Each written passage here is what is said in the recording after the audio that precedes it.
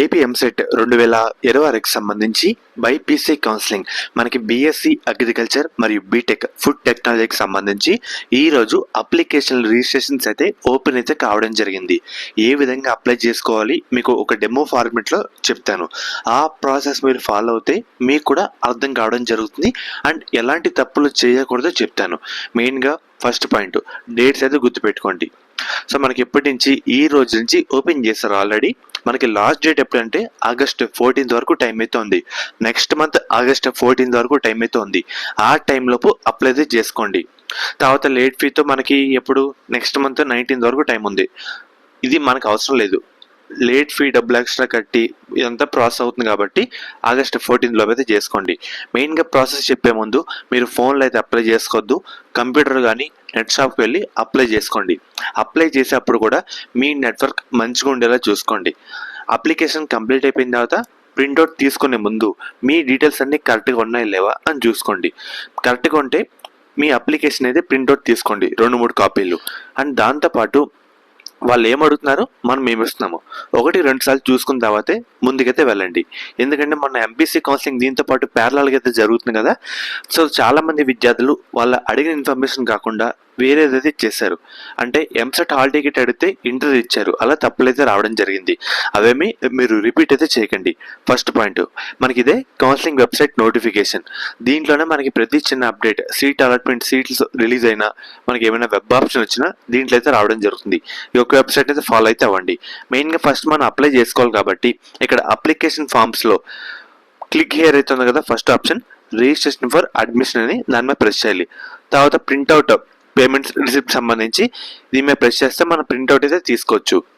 And తర్వాత మన payment status success అయిందా లేదా అని తెలుసుకోవాలంటే నో యువర్ పేమెంట్ స్టేటస్ అయితే ఉంది కదా, దాని మీద మీ ఎంసెట్ హాల్ టికెట్ నెంబర్ మనకి బైపీసీ స్ట్రీమ్ ఎంటర్ చేసి సబ్మిట్ అని కొడితే కనుక రావడం జరుగుతుంది. Know your registration application verification status అయితే ఉంది కదా. సో మన అప్లికేషన్ స్టేటస్ మనకి ఇప్పుడు డాక్యుమెంట్స్ అయితే పెడతాం, వెళ్ళే ప్రాసెస్లో చెప్తాను. డాక్యుమెంట్స్ పెట్టిన తర్వాత మనకి 1 or 2 daysలో వాళ్ళు వెరిఫై చేస్తారు. అన్ని కరెక్ట్గా ఉంటే వెరిఫికేషన్ కంప్లీట్ అయితే కావడం జరుగుతుంది. ఏమైనా తప్పు ఉంటే మళ్ళీ వాళ్ళు రీఅప్లోడ్ చేయమని ఏమైనా సొల్యూషన్స్ అయితే చెప్తారన్నమాట. మీరు మెయిన్గా అప్లికేషన్ కంప్లీట్ అయిపోయిన తర్వాత కూడా మీ స్టేటస్ రిజిస్ట్రేషన్ స్టేటస్ ఎలా ఉందో చెక్ చేసుకుంటే అయితే ఉండాలి. మెయిన్గా మనం ఇప్పుడు అప్లై చేసుకోవాలి కాబట్టి ఇక్కడ click here for registration admission అయితే ఉంది కదా, దాని మీద ప్రెస్ చేయండి. ప్రెస్ చేసిన తర్వాత ముఖ్యంగా మనకి ఈ విధంగా ఒకటైతే రావడం జరుగుతుంది. సో ఇన్ఫర్మేషన్ బ్రౌజర్ మొత్తం ఒకసారి చూసుకున్నాము, చదివాము, డౌన్లోడ్ చేసుకున్నామంటే ఎస్ ప్రొసీడ్ అయితే ఉందన్నమాట. దాని మీద ప్రెస్ చేసిన తర్వాత మెయిన్గా మన ఎంసెట్ హాల్ టికెట్ నెంబర్ ఎలా ఉందో అలా ఇవ్వండి. Date of birth me 10th దాంట్లో ఎంసెట్ దాంట్లో ఎలా ఉందో ఆ డేట్ ఆఫ్ బర్త్ ఇచ్చి సబ్మిట్ అయితే చేయండి అన్నమాట. మెయిన్గా వీళ్ళు ఏమని చెప్తున్నారు, మనకి ఇక్కడ పీడిఎఫ్ ఫైల్స్ కూడా file size must be less then or equal to 1 MB అని చెప్పారన్నమాట. అండ్ గ్రేటర్ దెన్ 5 KB అని చెప్పారు. సో క్లియర్గా ఫాలో అయితే అవ్వండి. దాని మీద ప్రెస్ చేసిన తర్వాత మనకి ఆటోమేటిక్గా కొన్ని డీటెయిల్స్ అయితే ఈ విధంగా మనకి ఫిల్ అయ్యి రావడం జరుగుతుంది. ఇలా ఎందుకంటే ఫస్ట్ మనం ఎంసెట్కి అప్లై చేస్తుంటాం కదా, సో అప్పుడు ఆటోమేటిక్గా కొన్ని డీటెయిల్స్ అయితే ఫిల్ అయ్యి వచ్చేస్తాయన్నమాట. ఏవైతే లేవో లైక్ మనకి ముఖ్యంగా చూసుకుంటే క్యాస్ట్ సర్టిఫికేట్ ఫామ్ అయితే PDF రూపంలో పెట్టాలి, సర్టిఫికేట్ నెంబర్ ఎంటర్ చేయాలి, మొబైల్ నెంబర్ వర్కింగ్లో ఉన్న mobile number and email ID ఇవ్వండి. ఎందుకంటే ఫర్దర్ మీకు ఎటువంటి ఇష్యూస్ కూడా రాకుండా అయితే ఉంటుందన్నమాట. తర్వాత ఎవరైతే స్పెషల్ కేటగిరీ విద్యార్థులు ఉంటారో మీకు ఎస్ ఉంటే ఎస్ పెట్టండి, నో అంటే నో. అంటే క్యాప్ కానీ NCC కానీ గేమ్స్ స్పోర్ట్స్ వీళ్ళు ఎవరైతే ఉంటారో వాళ్ళు ఎస్ పెట్టండి, లేదంటే నో అంటే నో పెట్టండి. ఎస్ పెట్టిన విద్యార్థులు విత్ సపోర్టింగ్ డాక్యుమెంట్ కూడా పెట్టుకోండి అన్నమాట.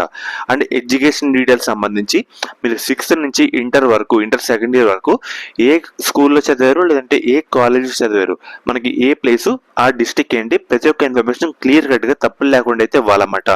దాని తర్వాత మన ఎంసెట్ హాల్ టికెట్ నెంబర్, మన ర్యాంకు, మన మార్కులు మొత్తం అయితే రావడం జరుగుతుంది. వచ్చిన తర్వాత సో వాళ్ళు కూడా ఏమడుగుతున్నారు, సో మెయిన్గా are you a candidate for agriculture family farmer quota అని అడుగుతున్నారన్నమాట. సో మెయిన్గా మీరు అగ్రికల్చర్ బ్యాక్గ్రౌండ్ ఫార్మర్ కోటా సంబంధించి ఉంటే ఎస్ పెట్టండి, లేదంటే అవసరం అయితే లేదు. అండ్ తర్వాత సో ఇక్కడ సెకండ్ ఆప్షన్లో మీరు పెట్టిన ఇన్ఫర్మేషన్లో అంటే పైనుంచి ఇప్పటి వరకు ఫిల్ చేసిన ఇన్ఫర్మేషన్లో ఏమైనా తప్పులు చేంజెస్ ఉన్నాయి అనుకుంటే ఇక్కడ ఎస్ పెట్టండి ఈ బాక్స్లో. లేదు నేను పెట్టిన అన్ని కరెక్ట్గా ఉన్నాయి అనుకుంటే నో పెట్టండి. సో ఈ ఆప్షన్ సెలెక్ట్ చేసే ముందు పైన అప్లికేషన్ 2-3 సార్లు చూసుకున్న తర్వాత ముందుకైతే వెళ్ళండి. సో అన్ని ఇచ్చిన తర్వాత ఇక్కడ సబ్మిట్ అయితే ఉంది కదా, ఇక్కడ సబ్మిట్ అయితే ఉంది కదా, దాని మీద ప్రెస్ చేయండి. ఇప్పుడైతే నెక్స్ట్ స్టెప్ పేమెంట్ దానికైతే వెళ్తాం. సో ఇక్కడ మనం ఎస్ పెట్టాం కాబట్టి ఒకసారి ఎస్ కూడా చూపిస్తాను. సో మెయిన్గా మీకు ఎటువంటి తప్పు లేకపోతే నో పెట్టండి. ఒకవేళ తప్పులు నుండి మార్చుకోవాలంటే ఎస్ పెట్టి సబ్మిట్ అయితే కొట్టండి అన్నమాట. సబ్మిట్ కొట్టిన తర్వాత do you want to proceed అంటే ఓకే అని ప్రెస్ చేయండి. తర్వాత మనకి ఇప్పుడు అందరూ పేమెంట్ పేజ్కి అయితే రీడైరెక్ట్ అయితే కావడం జరుగుతుంది. పేమెంట్ చేసేటప్పుడు మీరు ఫోన్లో కాదు, ఇంట్లో నుంచి ల్యాప్టాప్లో చేస్తూ ఉంటే నెట్వర్క్ మంచిగా ఉండేలా చూసుకోండి. ఎందుకంటే చాలా మంది ఎంబీసీ వాళ్ళకు కూడా పేమెంట్ ఫెయిల్ అయ్యి కట్ అయిపోయింది అన్నమాట.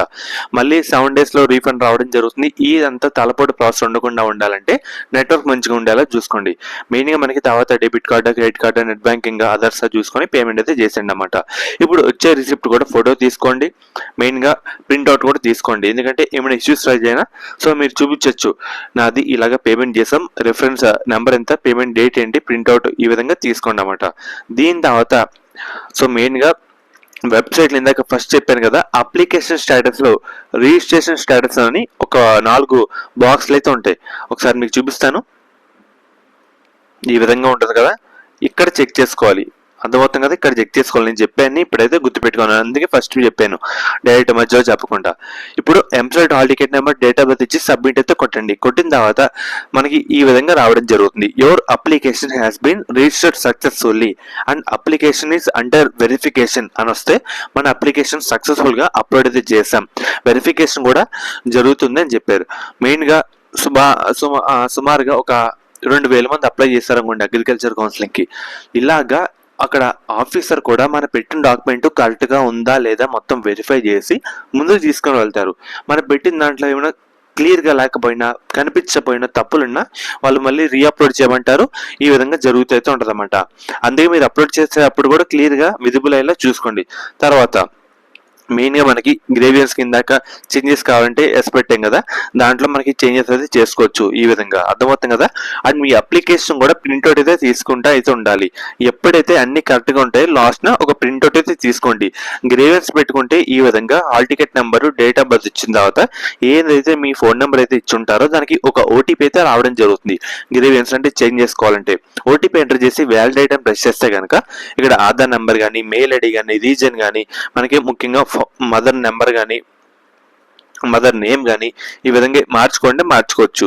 మెయిన్గా స్టడీ డీటెయిల్స్ ఇలా అయితే మార్చుకొని సబ్మిట్ చేస్తే సబ్మిట్ అయితే కావడం జరుగుతుంది. సబ్మిట్ అయిన తర్వాత ఈ విధంగా వెరిఫికేషన్ పెండింగ్ ఆఫీసర్ మనకి ఈ విధంగా రావడం జరుగుతుంది. సో చెక్ చేసుకున్న తర్వాత మొత్తం అయిన తర్వాత ప్రింట్అవుట్ అయితే తీసుకోండి. ఇది ప్రాసెస్ అన్నమాట. ప్రింట్అవుట్ తీసుకున్న తర్వాత మెయిన్గా మీరు చూడాల్సింది మనకి ఇక్కడ know your registration application verification status అయితే ఉంది కదా, దీని మీద ప్రెస్ చేసి సో చెక్ చేసుకోవాలన్నమాట. ఈ విధంగా ప్రతిదీ కూడా చెక్ చేసుకోండి పేమెంట్ సక్సెస్ఫుల్గా అయిందా లేదా అని. సో ఫ్రెండ్స్ ప్రాసెస్ అంటే ఇదే. ఫర్దర్ మీకు ఎటువంటి అప్డేట్ వచ్చినా, ఇన్ఫర్మేషన్ వచ్చినా, డేట్స్ కొత్తగా వచ్చినా మీకు వెంటనే అప్డేట్ అయితే ఇస్తాను. సో ఫ్రెండ్స్ ఇది ఈ రోజు వీడియో.